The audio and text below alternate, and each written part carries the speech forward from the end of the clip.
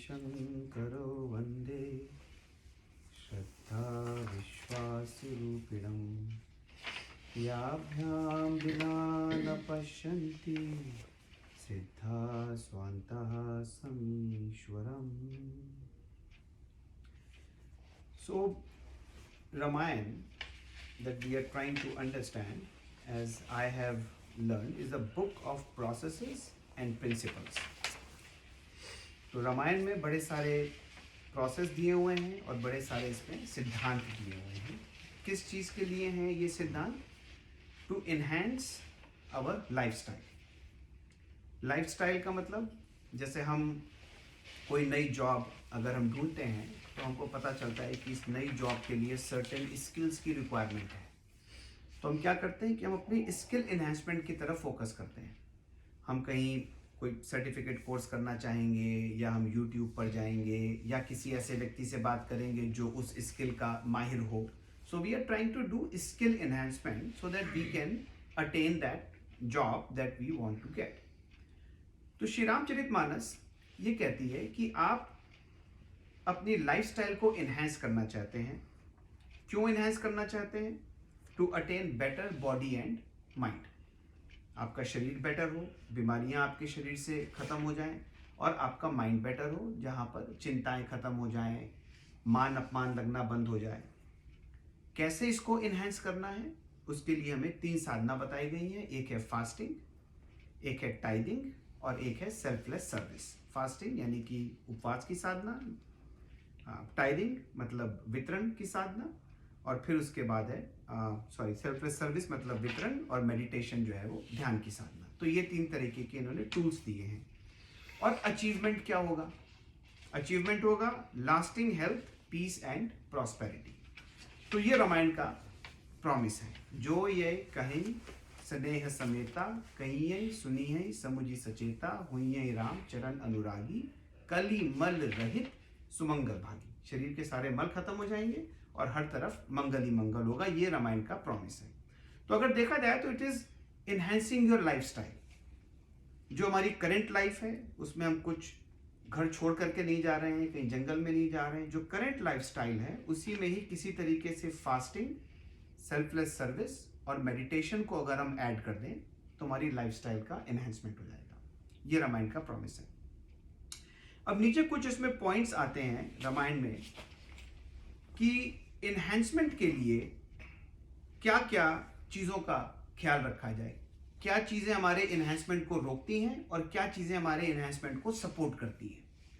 जैसे सबसे पहले, अगर आपको ये पता है कि मैं जो जानता हूँ वो सही जानता हूँ, तो आपकी लर्निंग जो है वो रुक जाएगी. तो सबसे पहले तो एक सेल्फ डाउट होना बहुत ज़रूरी है कि मेरा शरीर बीमार पड़ा हुआ है, मैं दिन भर में 5 तरह की दवाई खाता हूँ, महीने में 3 बार डॉक्टर के पास जाता हूँ, और उसके बाद भी I am not attaining the health that I should be having. मेरे पास बहुत बड़ा घर है, मेरे पास बड़े सारे जेवर हैं, मेरे पास महंगी महंगी गाड़ियाँ हैं, लेकिन उसके बाद भी मेरे को वो सुख नहीं मिल रहा जिसके लिए मैं सारा सामान लेकर के आया था. तो ये जो सेल्फ डाउट है दैट किक्स द प्रोसेस. तो सेल्फ डाउट के लिए कहा है what I know, is it correct and complete. जो हम जानते हैं क्या वो सही है, और अगर सही है तो क्या वो पूर्ण है. दूसरा है ईगोलेस. तो ego blocks flow of information. जैसे अभी हम लोग बात कर रहे थे कि जो अहंकार है ये ज्ञान का अवरोधक है. अगर हम ये मान लें कि यार मैं जो जानता हूं वही सही है, तो अब जो इंफॉर्मेशन आप तक आ सकती है आपने उसको रोक दिया, तो तब आपका माइंड जो है वो बंद हो गया किसी भी नई इंफॉर्मेशन को एब्जॉर्ब करने के लिए. कि नहीं जी, मैं तो सुबह शाम 2 बार मंदिर जाता हूँ, मैं तो आरती करता हूँ, मैं सुंदरकांड पढ़ता हूँ, मैं सब करता हूँ, तो मैं जो जानता हूँ वो सही है. तो भाई फिर ठीक है, आप अपनी लाइफ को जैसे आप चला रहे हो आप चलाओ. तो ये 2 चीज़ें बहुत ज़रूरी हैं किसी भी तरह के एनहेंसमेंट के लिए. अगर हम रामायण को हटा भी दें, अगर हम एक नॉर्मल बातचीत में करें कि एक बच्चा है जिसको आप कुछ पढ़ाने की कोशिश कर रहे हो, अगर उसको ये समझ में आ जाए कि यार मैं टीचर से ज़्यादा जानता हूँ, तो अब वो टीचर आइंस्टाइन ही क्यों ना हो, वो उस बच्चे को कभी समझा नहीं सकता. वो तो जब तक कि उस बच्चे को, जब तक कि उस स्टूडेंट को इस बात का एहसास नहीं होगा कि मैं जो जानता हूं उसमें शायद कुछ कमी है, तब तक बताने वाला आपको बता नहीं पाएगा। जैसे मैंने एक बार एग्जाम्पल लिया था कि कृष्ण और अर्जुन दोनों बचपन के दोस्त हैं, बचपन से एक साथ पले बड़े, खेले कूदे थे, बोथ आर कजन्स। और गीता का जब टाइम आया तो अर्जुन ने भगवान से पूछा कि ये गीता मेरे को अब क्यों दी? हम तो इतने सालों से इकट्ठे थे, तो कभी भी तुम मेरे को ले जा करके गीता का ज्ञान दे सकते थे। बिकॉज द रीजन इज कि जब तक आपके मन में अहंकार है, जब तक आपके मन में सेल्फ डाउट नहीं आएगा, जब तक अर्जुन के मन में सेल्फ डाउट नहीं आया कि क्या मैं जो करने जा रहा हूं ये सही है, क्या इतने लोगों को मारना सही है, जब वो सेल्फ डाउट आया तो उधर से भगवान कह रहे हैं मैं तो शुरू से तुम्हारे साथ में हूं, तुम्हारे ईगो ने वो बैरियर बना करके रखा था, तुमने वो बैरियर हटाया और गीता जो है वो आपको डिलीवर कर दी गई। तो एक सेल्फ डाउट होना जरूरी है और दूसरा दिमाग में यह आना जरूरी है कि मैं जो जानता हूं उसमें कुछ कमी है। अब आपके पास जब इंफॉर्मेशन आएगी तो you will be more absorbing. छोटा बच्चा है, हम कहते हैं बच्चे स्पंज की तरह एब्जॉर्ब करते हैं, क्यों? ईगो नहीं होता। बच्चे को जो माँ ने बोला विश्वास करके उसने फॉलो किया, बच्चे को जो टीचर ने बोला विश्वास करके फॉलो किया, अब उसकी एब्जॉर्बिलिटी बढ़ती जा रही है। जैसे जैसे हम बड़े होते जा रहे हैं हमारा माइंड जो है वो अपने ही राइट और रॉन्ग के डिसीजंस ले रहा है और हमारी एब्जॉर्प्शन पावर जो है वो कम होती जा रही है। हम शादी हो गई, बच्चे हो गए, जॉब में आ गए, हमको लगने लगा कि अब तो हमने इतनी ज़िंदगी देख ली, अब हम जो जानते हैं वही सही है, तो लिहाजा सारी जो है वो हमारी ग्रोथ रुक जाती है वहाँ पे। तीसरा है comfort zone. You can not have the cake and eat it too. इसका मतलब है कि कंफर्ट जोन में रह करके जब तक हम जिस लेवल पर है, अगर हम उसी लेवल में सोचें कि हमको यहीं पर कुछ मिल जाए, तो ऐसा नहीं हो सकता है। ये हम सब ने अपनी लाइफ में अचीव किया है, डजंट मैटर स्पिरिचुअल और रिलीजियस और not. Day to day life में भी हम देखते हैं कि आपको अपने कंफर्ट जोन से बाहर निकलना पड़ता है। कंफर्ट जोन जो सबसे ज्यादा अवरोधक है कम से कम हमारी साधना में, एक तो आलस्य है कि अरे यार सुबह कौन उठे यार, रजाई से कौन निकले ध्यान करने के लिए, ये तो हर हफ्ते आते हैं बोल के चले जाते हैं, इनकी जेब से तो कुछ जाता नहीं है, लेकिन वो आलस्य है, उससे हमको बाहर निकलना पड़ेगा। और दूसरा क्या है? सबको होता है। और दूसरा क्या है? दूसरा है दोषारोपण। हम किसी काम को अपने कंफर्ट जोन से ना करने के लिए 3 चीजों के ऊपर दोष डालते हैं। अभी समय ही नहीं है हमारा यार, हाँ यार हम जिम जाएंगे लेकिन अगले महीने की 1 तारीख से ज्वाइन करेंगे, है ना? दूसरा क्या है? परिस्थिति, अरे यार अभी तो सर्दियां हैं, अभी कैसे किया जाए। और तीसरा क्या है? व्यक्ति, मैं इस आदमी के साथ रहती हूँ, मुझे कभी करने नहीं देता। ये बहुत ही कॉमन गैप्स हैं हमारी अंडरस्टैंडिंग में कि दोषारोपण जो है वो हमें हमारे कंफर्ट जोन से बाहर नहीं निकलने देता। चाहे वो खुद का आलस हो, चाहे हमने सामने वाली परिस्थिति को रीजन बना दिया हो, चाहे हमने सामने वाले व्यक्ति को रीजन बना दिया हो, और चाहे हमने समय को रीजन बना दिया। आई नो बात हंसी मजाक की है, लेकिन ये ट्रू है ये हमारे साथ, राइट? अगर हम सब लोग अपने आप को इंट्रोस्पेक्शन करने देखें तो हमारी ग्रोथ में जो सबसे बड़ी हिंड्रेंस है वो ये है। इसीलिए तो तुम्हें देख रही हूँ, किसी व्यक्ति की वजह से मैं जा नहीं पा रही हूँ।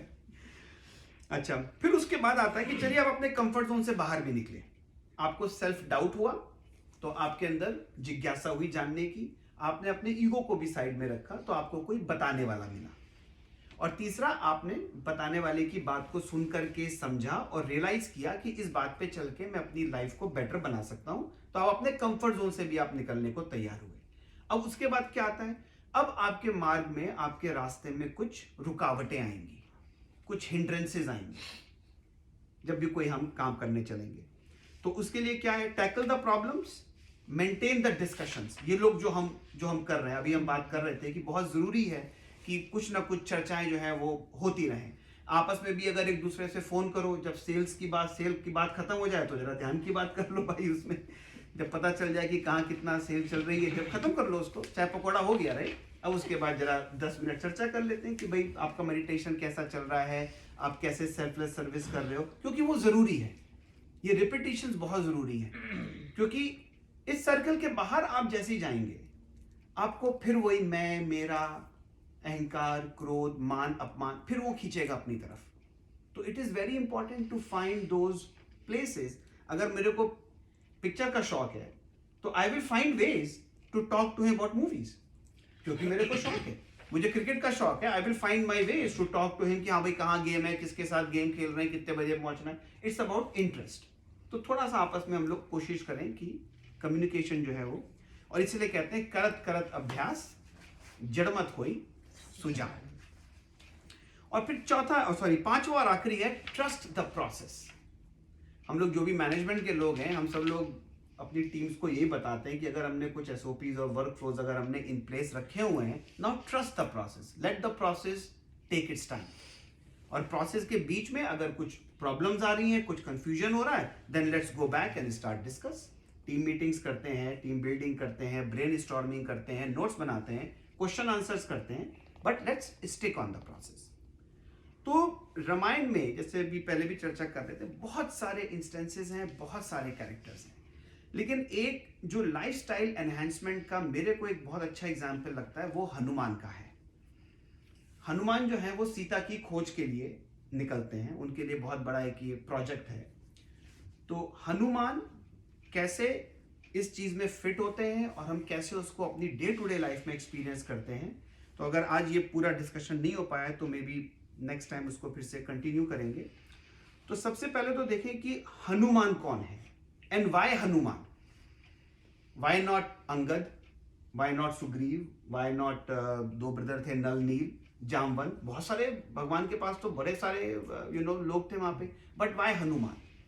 तो Hanuman is the symbol of Hanuman, जिसके मान का हनन हो चुका है, ईगो लेस। वही आदमी अपनी लाइफस्टाइल को इनहेंस कर सकता है। अगर आप इसमें देखें तो एक क्वालिटी क्या थी, ईगोलेसनेस बहुत जरूरी है।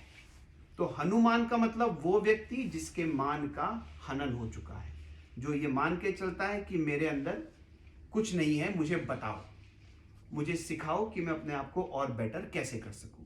अगर आपने ये विंडो नहीं खोली तो like I said, Krishna ji पूरी जिंदगी अर्जुन के साथ थे लेकिन वो गीता को डिलीवर नहीं कर पाए। तो इसलिए हनुमान, जिसके मान का हनन हो चुका है। और उनके अंदर क्या क्वालिटी थी, सेल्फ डाउट। जब सारे बैठे हुए हैं समुद्र के किनारे कि भाई कौन जाएगा 100 योजन लांग करके, तो किसी ने बोला कि मैं इतना फान सकता हूँ, किसी ने बोला मैं इतनी दूर जा सकता हूँ, अंगद ने बोला मैं जा तो सकता हूँ, वापसी का मेरे को पता नहीं। तो हनुमान जी जो है वो कोने में बैठे हुए हैं। तो जामवंत ने उनसे पूछा कि का चुप साध रहे हो बलवंता, भाई तुम क्यों चुप लगा करके बैठे हो। तो हनुमान को सेल्फ डाउट है, उनको अपनी ताकत का, उनको जो उनके पास पावर है उसका उनको ज्ञान नहीं है उस टाइम पे, तो वो सेल्फ डाउट है। तो फिर जामवंत ने बोला कि नहीं भाई आप डाउट मत करो अपने ऊपर, you have all the capabilities to do this. तो हनुमान फिर उस प्रोजेक्ट के लिए तैयार होते हैं। फिर तीसरा है कंफर्ट जोन। जेहि गिरी चरण दे ही हनुमंता, चले हु सुगा पाताल तुरंता। कि हनुमान जिस पत्थर पे रख करके जंप लेते हैं, तो जे गिरी, गिरी मतलब बड़ा पत्थर समझ लें, जे ही गिरी चरण दे ही हनुमंता, जैसे उन्होंने पैर रखा चले हु सुगा पाताल तुरंता, वो एकदम धंस गया। तो ये रिप्रेजेंटेशन है कि he jumped out of his comfort zone. भाई बंदर है ना, पेड़ पे रहेगा या जमीन पे रहेगा, कोई समुद्र में इतनी लंबी छलांग मारना तो आउट ऑफ कंफर्ट जोन की बात हो गई। तो he decided to get out of his comfort zone. अब वहां पे आलस्य नहीं है, वहां पर अब हनुमान जी कोई बहाना बनाने की बात अब नहीं कर रहे हैं कि नहीं अभी थोड़ा जरा वेदर ठीक हो जाए फिर मैं जंप मारूंगा, या मैं कुछ खाने पीने का कर लूं उसके बाद मैं देखता हूं क्या करना है, या चलो आज रात छोड़ो कल सुबह सुबह, ऐसा कुछ नहीं है। जैसे ही जामवंत ने उनके सेल्फ डाउट को क्लियर किया, he was ready to execute it right there and then। जेहि गिरी चरण देहि हनुमंता, चले उसुगा पाताल तुरंता। इसमें एक पॉइंट और है बड़ा इंपॉर्टेंट, ईगोलेसनेस के ऊपर आते हैं वापस। ये मैं पॉइंट मिस कर गया बताना। जब हम अपने आप को ईगोलेस करते हैं और हमको सामने से कोई बात बताने वाला मिलता है, तो उसमें दो एस्पेक्ट हैं बहुत जरूरी। एक जगह पर चौपाई आई है कि ये पंचवटी का सीन है कि भगवान राम जो हैं वो बैठे हुए हैं स्फटिक शिला, एक पत्थर के ऊपर बैठे हुए हैं, और लक्ष्मण उनसे कुछ सीखना चाह रहे हैं, कुछ चर्चा करना चाह रहे हैं। तो चौपाई आई है, एक बार प्रभु सुख आसीना, लक्ष्मण कहें वचन छल हीना। ये बहुत इंपॉर्टेंट है और ये डे टू डे लाइफ में हम लोग अपनी जॉब्स में भी देख सकते हैं इस चीज़ को, बहुत इंपॉर्टेंट है। अगर आप किसी से कुछ सीखना चाहते हो, अगर आपको किसी से कोई गाइडेंस चाहिए या पेरेंट्स से चाहिए या बॉस से चाहिए या मित्र से चाहिए, किसी से भी आपको कोई गाइडेंस चाहिए, तो दो चीज़ बहुत इंपॉर्टेंट है।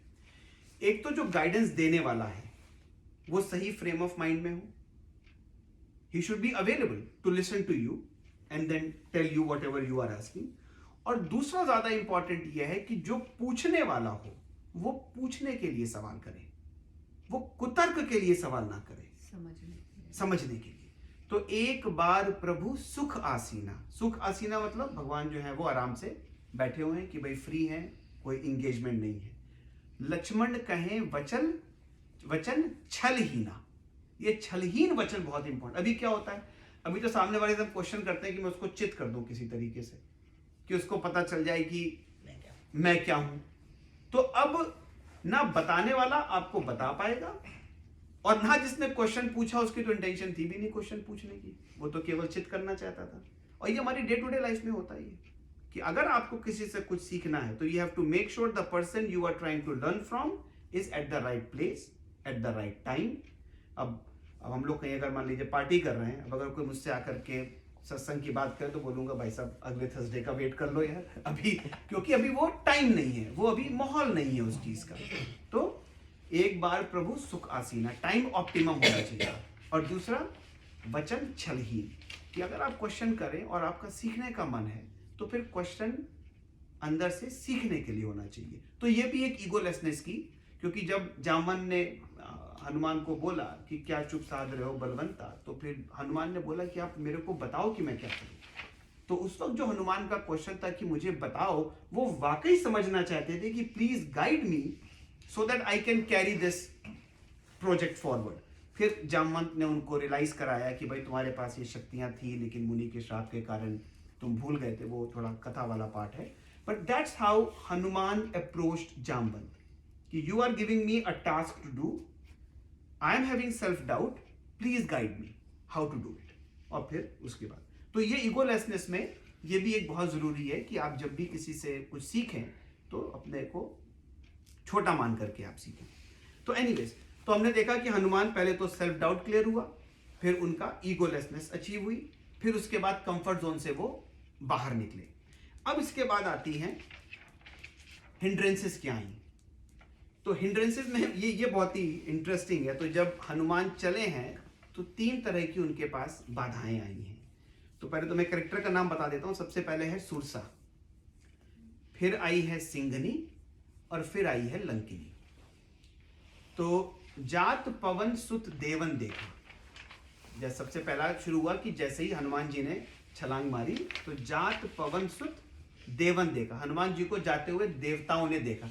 एक तो देवता मेरे को समझ में नहीं आता ये बहुत ही कॉम्प्लिकेटेड कैरेक्टर है। देवता क्या है आप देखिए, अगर कोई भी ऋषि मुनि कहीं तपस्या कर रहा है तो सबसे पहले गद्दी किसकी हिलती है?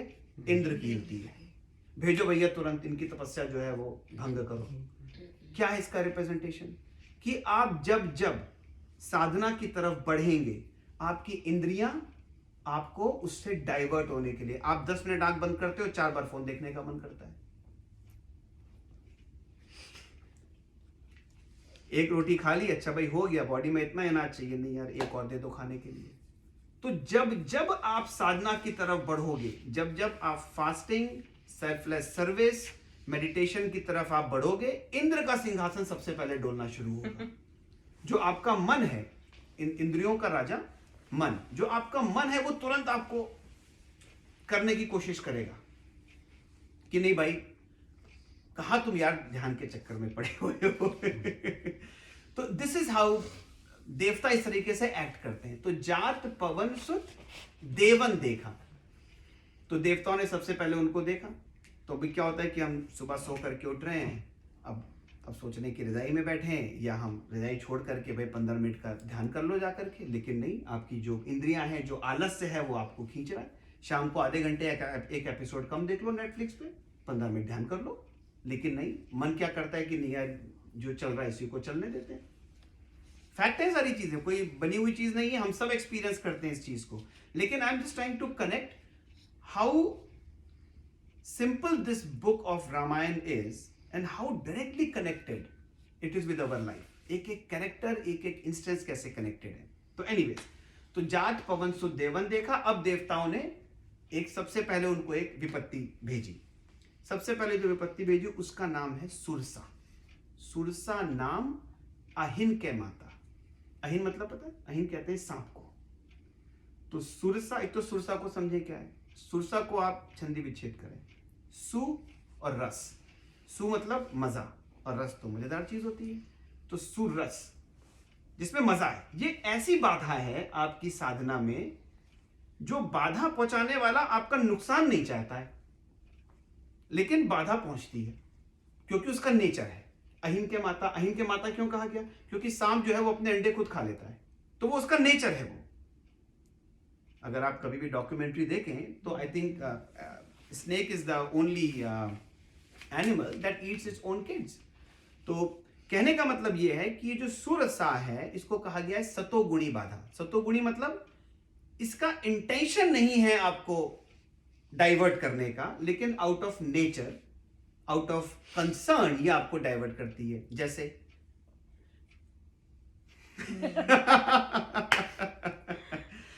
एक पराठा खा लिया.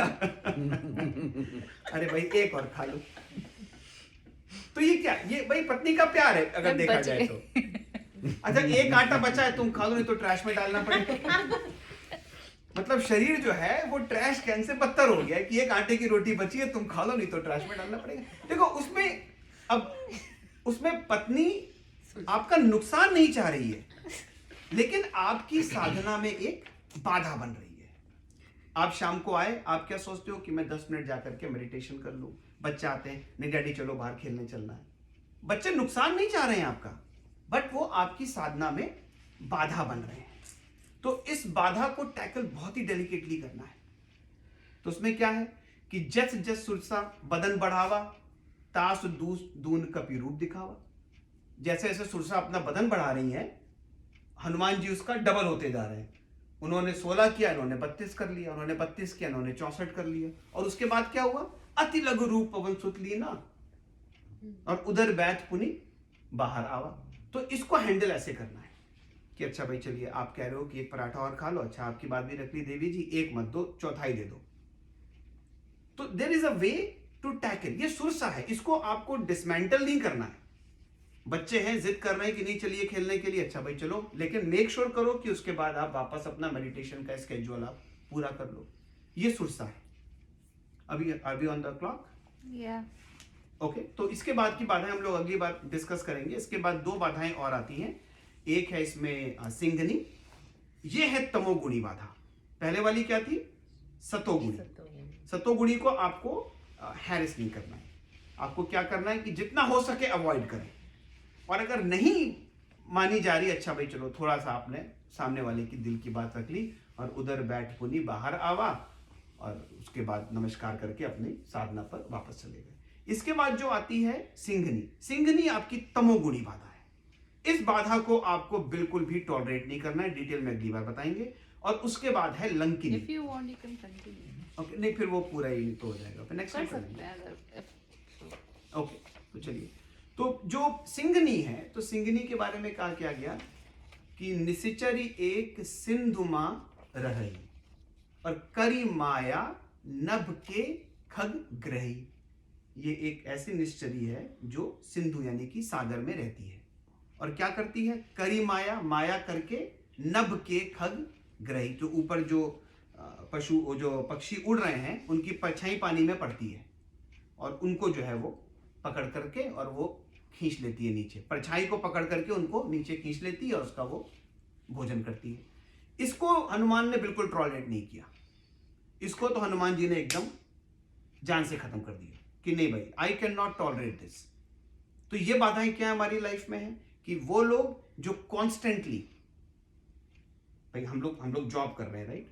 जॉब में हमारे पास कुछ कोवर्कर्स होते हैं जिनकी आदत होती है डिस्ट्रैक्ट करने की. अभी we are work oriented people. आपके सामने गोल्स हैं, आपको टारगेट अचीव करना है, तो आप ऐसे लोगों को बिल्कुल साइड में कर देते हो आप कि नहीं भाई, my 1 point attention is this. क्योंकि हनुमान जी क्या कह रहे हैं? जिमी अमोघ रघुपति के बाना ते ही भांति चले. He is trusting the process. कि जैसे राम का एक बाण जिमी अमोघ रघुपति के बाणा, एक बाण जो है वो एकदम स्ट्रेट डायरेक्शन में जा रहा है, ते ही भांति चले हनुमाना। तो because he is trusting the process, और उस प्रोसेस के ऊपर अगर कोई इतनी बड़ी हिंड्रेंस है जो आपको डिविएट करने की कोशिश कर रही है, तो आप बोलोगे कि भाई थैंक यू वेरी मच, मेरे को आपसे कोई मतलब नहीं है, मैं आपको टोटली जो है वो साइड करता हूं। तो ये दो तरीके की बाधाएं अभी मैंने आपको बताई। एक है सतोगुणी बाधा, जिनको हमको अवॉइड करना है। नॉर्मली ये लोग वो हैं जो इनहेरेंटली हमारा नुकसान नहीं चाहते हैं, लेकिन एक रिलेशन कह लें या ऊपर प्यार है या कंसर्न है, तो उन लोगों को हमको थोड़ा सा उनका भी ध्यान रखें, लेकिन मेक श्योर करें कि उनको ये पता चले कि मैं किस पर्पस के लिए जा रहा हूं, ताकि नेक्स्ट टाइम जब उनके मन में भी ऐसी बात आए तो उनको भी पता चले दैट यू आर गोइंग जिमी अमोघ रघुपति के बाना, कि आप एक प्रोजेक्ट के ऊपर जा रहे हो, let me help you support it. और उसके बाद जो तमोगुणी बाधा है वो है सिंगिनी, उसको जो है वो बिल्कुल अवॉइड कर देना है। तो आज की यहीं पर खत्म करते हैं, फिर आगे और फिर बताएंगे। बोल गुरुदेव भगवान की जय।